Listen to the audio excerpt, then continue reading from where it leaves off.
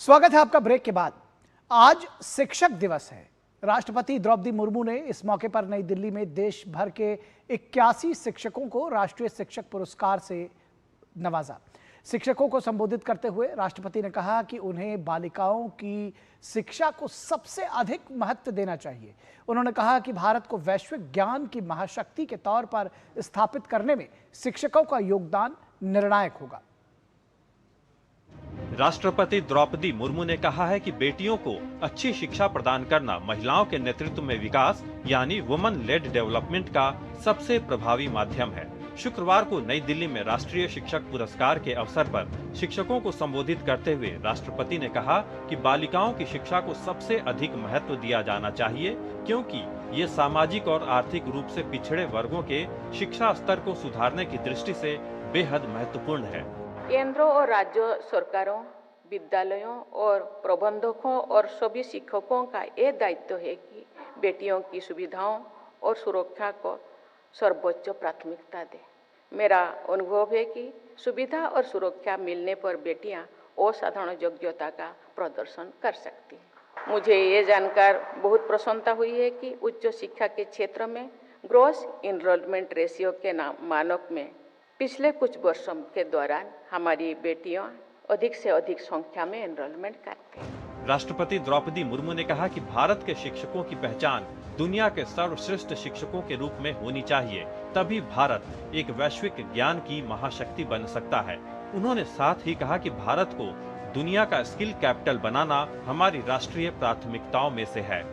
राष्ट्रीय शिक्षा नीति का उद्देश्य है कि भारत एक ग्लोबल नॉलेज सुपर पावर बने। इसके लिए ये अनिवार्य है कि हमारी शिक्षकों की पहचान विश्व के सर्वश्रेष्ठ शिक्षकों के रूप में हो।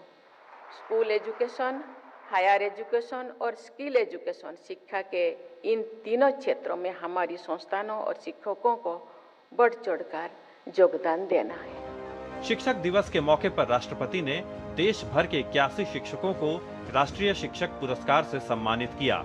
इनमें स्कूलों के अलावा उच्च शिक्षण संस्थानों और पॉलिटेक्निक संस्थानों के शिक्षक भी शामिल हैं।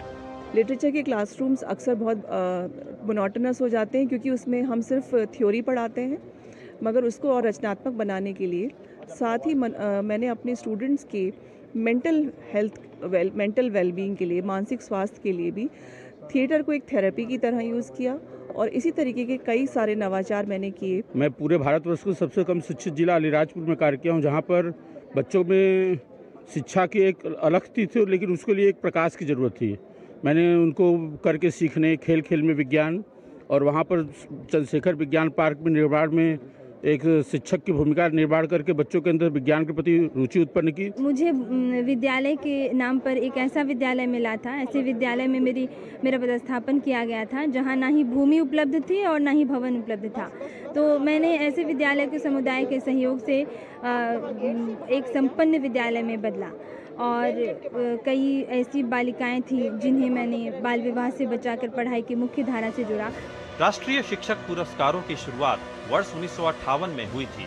शिक्षकों को राष्ट्रीय पुरस्कार प्रदान करने का उद्देश्य उनके अद्वितीय योगदान को रेखांकित करना और ऐसे शिक्षकों का सम्मान करना है जिन्होंने अपनी प्रतिबद्धता और परिश्रम से न सिर्फ शिक्षा की गुणवत्ता में सुधार किया है, बल्कि अपने छात्रों के जीवन को भी समृद्ध किया है। Nishant Saurabh, DD news, Delhi.